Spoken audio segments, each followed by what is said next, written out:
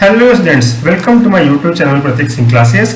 In our today's video, we are going to study Standard 12 Physics Volume 1 Unit 2 Thermoelectric Effect. Okay, here we will study about definitions and examples of thermoelectric effect. Then we will study its subtopics. They are Seebeck effect, Peltier effect and Thomson effect. Okay, so these topics are going to be very interesting because they are totally related to our day-to-day life. Okay, so please watch the video till end and I hope you will enjoy it. I request all of you to give the feedback on this video as well as the previous videos what you have seen till now. Okay, because I want to make the changes according to you. What are your likes, what are your dislikes, and what extra things I have to add to make the things interesting so that you can understand the things far better than earlier.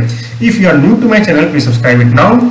Do like and share the channel to your friends so that everybody should get benefits from my knowledge, and hit the bell icon so that whenever I will upload a new video you will get its instant notification. Okay, so let us start our today's tutorial.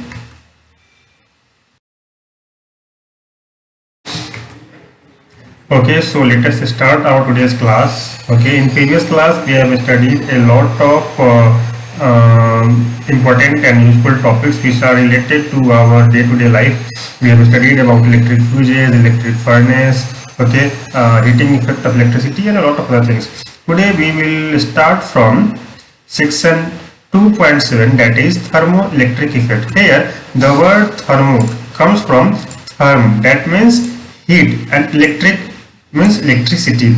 Okay, fine. So now let us start section 2.7. The topic is thermoelectric effect. Conversion of temperature differences into electrical voltage and vice versa is known as thermoelectric effect.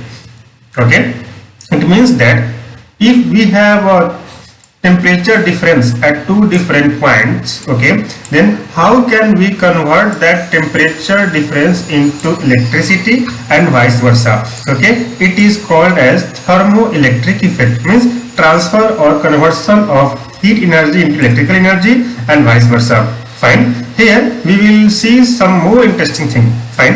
A thermoelectric device generates voltage when there is a temperature difference on each side. Okay, suppose we have a device of any shape and size. Okay, and if we have suppose temperature T here and temperature capital T here, that means there is a temperature difference of delta T, we can say, okay, in between this point and this point. Then we can use this temperature difference to generate potential, okay, or to generate potential difference, and because of that current will flow, electric current will flow. Okay, if a voltage is applied, it generates a temperature difference, as we have seen earlier that if suppose voltage is applied, okay, it is converted into heat energy and some amount of it is converted into heat energy. Okay, and that is what given here. It generates temperature difference, means if suppose same material we take, okay, let me erase the internal things. Okay, if suppose we have same material and what we do is between this point and this point we generate potential difference. Okay, if potential V0 is here, okay, suppose potential V some V is here, then there will be a potential difference with, and it will be V minus V0. Okay, we can write mod V minus V0. Okay, it is the potential difference between these 2 points, and because of this potential difference we can generate a temperature difference. Okay, that means in between these 2 points there will happen a gradual temperature difference at each points. Okay, so that is what we are going to study here in detail, that is thermoelectric effect. Okay, coming to the next topic, that is section 2.7.1 Seebeck effect. Okay, what does it mean? Okay, how is it useful for us? Okay, what is its application, what are its properties, we will see here. Okay, alright. Seebeck discovered that in a closed circuit consisting of two dissimilar metals, when the junctions are maintained at different temperatures, an EMF or potential difference is developed. Okay, that means if suppose we have a closed circuit, okay, which is made of two dissimilar metals, suppose this is of iron and this is of copper, and when the junctions, means the joining point, one joining point is here and one joining point is here, is maintained at two different temperatures, and the temperature difference is kept high. Okay, because of change in the temperature, difference in the temperature and difference in the material, okay, it will create potential difference. Okay, and because of the potential difference, okay, there will happen flow of current. Okay, the current that flows due to the EMF developed is called thermoelectric current. Okay, and this type of current is called as thermoelectric current. The two dissimilar metals connected to form two junctions are known as the thermocouple. Okay, and this complete setup is called as thermocouple. Let me describe you in some detailed way. Okay, fine. So see, you have an iron wire, okay, and a copper wire, and both are connected from in to in. Okay, so this makes a thermocouple.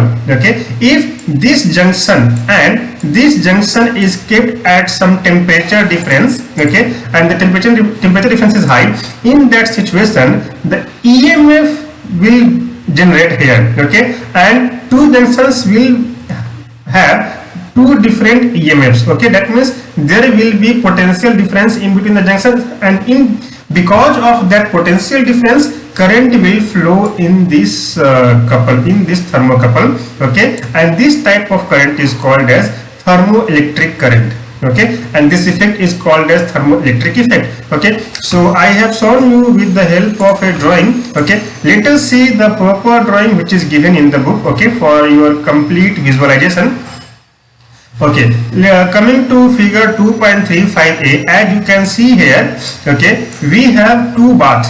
Okay, bath means a place where water is stored and kept at some temperature. Okay, so we have this bath and another bath, this one. Okay, here you can see ice cubes are filled. That means the temperature here is at 0 degrees Celsius. Okay, just in my comment section of this video, just type what is the temperature in Kelvin scale of ice. Okay, and here you can see the water is being heated. Okay, that means there will be some temperature difference. Okay, because of that temperature difference, current will start flowing in this thermocouple. And let me say you one thing again, that the upper wire is made of copper, as you can see here, and this wire is made of iron. Okay, and here they are connected to each other, and here a galvanometer is attached. This galvanometer will give us the deflection, and with the help of watching the deflection we can see in which direction the current is flowing and in what amount. Okay, so this is what a thermocouple looks like. Okay, same thing is given here in figure 2.35b. Okay, we have a metal A and metal B, and then we keep it at one junction at a hot temperature and one at cold temperature, and because of the temperature difference, okay, it starts current to flow. Okay, making current to flow in it. Okay, because of the potential difference. Okay, if the hot and cold junctions are interchanged, the direction of current also reverses. That means suppose this bathtub, okay, is taken here and this one is taken here. In that situation, the temperature here it will become cold and here it will become hot, and in that situation the direction of flow of current will reverse. Okay, the magnitude of EMF developed in the thermocouple depends on the nature of metal forming the couple, okay, and the temperature difference between the junctions. Okay, here it also comes the electronegativity of the metal. Higher will be the electronegativity difference among the metal of thermocouple we choose, higher will be the EMF generated, and also higher will be the temperature difference between the cold junction and hot junction, higher will be the EMF. Okay, now coming to its application, what is the application of Seebeck effect? Okay, how we can use it, where it is used? Fine. Seebeck effect is used in thermoelectric generators, okay, or also called as Seebeck generators. These thermoelectric generators are used in power plants to convert waste heat into electricity. Okay, in thermal power plants or any kind of power plant, okay, where fuel is burnt to generate electricity, their huge amount of heat goes waste. Okay, to convert that waste heat into useful electricity, okay, we use Seebeck generators there. Okay, by using Seebeck generator we can decrease the waste up to 40%. Okay, that means 40% of wastage of energy is converted into some useful energy. Fine. Number 2, this effect is utilized in automobiles as automotive thermoelectric generators for increasing fuel efficiency. Okay, and now these type of generators, okay, are connected to every electric vehicles. Okay, Seebeck effect is used in thermocouples and thermopiles to measure the temperature difference between two objects. Okay, so this is the practical use. Okay, at very high precise laboratories we use the third application. Okay, but the first and second applications we use in more convenient way, and also it is more convenient for us. Fine. Now coming to Peltier effect. Okay, in Seebeck effect we have seen that because of temperature difference EMF is generated, and here in Peltier effect we will see just opposite of it. And what is it? Let us see. Alright, in 1834, okay, you can just imagine more than 200 years earlier, okay, they have introduced these types of things, and now we are just studying these things. So can you imagine how much advanced the science was back then, and also how great those thinkers were?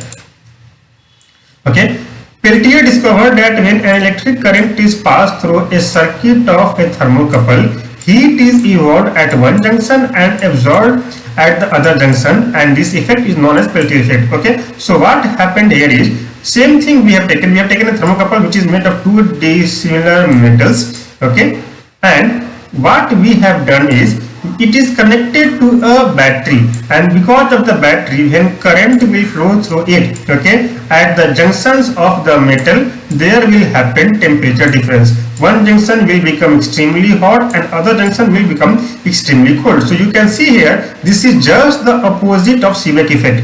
Okay, and also you can see if you compare figure 2.36a and b, okay, when the direction of current is reversed, okay, again it is seen that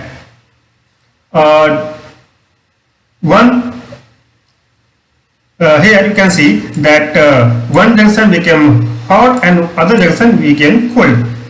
Okay, what are the elements used here? Okay, here we have iron, and this is of copper, as you can see, iron, copper. Okay, coming to the theory of the book. In the copper iron thermocouple, the junctions A and B are mentioned at the same temperature. Okay, earlier when no battery was attached, junction A and junction B were at the same temperature. Let a current from a battery flow through the thermocouple as given in the figure.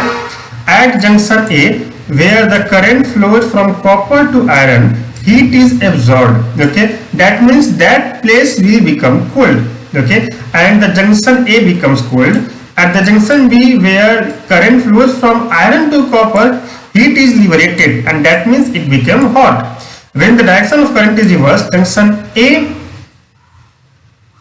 gets heated and junction B gets cold. That means if we change the direction of flow of current, okay, hot junction will become cold and cold junction will become hot. Okay, hence Peltier effect is reverse of Seebeck effect. Now coming to Thomson effect. Okay, it is something different from Peltier effect and Seebeck effect. What is it? Let us see. Thomson showed that if 2 points in a conductor are at different temperatures, the density of electron at these points will differ, as a result the potential difference is created between these points. Okay, Thomson effect is also reversible. Okay, let us see once again what is given here for understanding the term. If 2 points in a conductor are at different temperatures, okay, same as that of Seebeck effect, the density of electrons at these points will differ. Okay, that means at one position the density of electron, or at one junction the density of the electron will become higher and the other it will become lower, and because of the change in the density of electrons, potential difference will be created. Okay, and whenever there will be potential difference, there will be flow of current. Okay, as we know very well that current flows only because of potential difference. Okay, if suppose at between 2 points the potential difference is 0 or no potential difference, current will not flow through them. Okay, fine. So let us just remember this figure what is given here. Okay, figure 2.37 A and B. Okay, a metal here is given that is made of copper bar and it is heated at the center. Okay, point M and point N are equidistant from center C. Okay, likewise point A and point B are equidistant from center C. As you can see, at one position heat is absorbed, at the other end heat is evolved. Okay, heat absorbed means that position or that junction will be cold, and heat evolved means that position will be at high temperature or hot. If current is passed through copper bar AB, okay, means current is passing from A to B in this copper bar, which is heated at the middle point C. The point C will be at higher potential. At point C, the potential will be very high. Okay, this indicates that the heat is absorbed along AC and evolved along CB of the conductor as shown in figure 2.37a. Okay, so here you can see heat is being absorbed along AC and heat is evolved along CB. The heat is transferred due to the current flow in the direction of the current. Okay, that means because current is flowing in this direction from A to B, heat is being transferred from A to B. That means at point A there will be very lesser heat and at point B there will be very high heat or high temperature. Okay, just a minute, let me clear these things.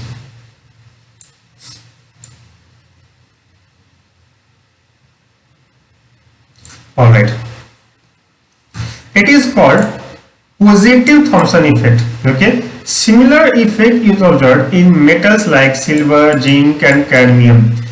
Again, when copper bar is replaced by an iron bar, heat is evolved along CA and absorbed along BC. Okay, as you can see in this figure. Okay, along CB heat is absorbed and along AC heat is evolved. So this is just the opposite of this one. So this is called as negative Thomson effect. Thus, heat is transferred due to the current flow in the direction opposite to the direction of current. It is called negative Thomson effect as shown in figure 2.37b. Similar effect is observed. Okay, instead of using iron bar, you can use here nickel, platinum, cobalt or mercury and you will get the negative Thomson effect.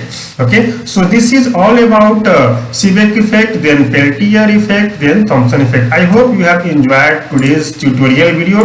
Okay, if you have any doubt, do ask your question in the comment section and I will answer all your doubts. Okay, how much ever is possible. And also I am requesting all of you to give the feedback about the tutorial videos, means your likes, your dislikes, what else I have to add more and what things I have to decrease, I have to remove. Okay, if you give this feedback, it will help me to make videos better for you. Okay, the better the videos I will make, the better things you will get. Okay, so stay at home. Okay, and keep watching Pratik Singh classes on YouTube. Don't waste your time in watching something else. Okay, watching something just for entertainment. Okay, this is the end of second unit. Okay, in next video we will start unit 3. Okay, till the next video, take care of yourself. Bye bye.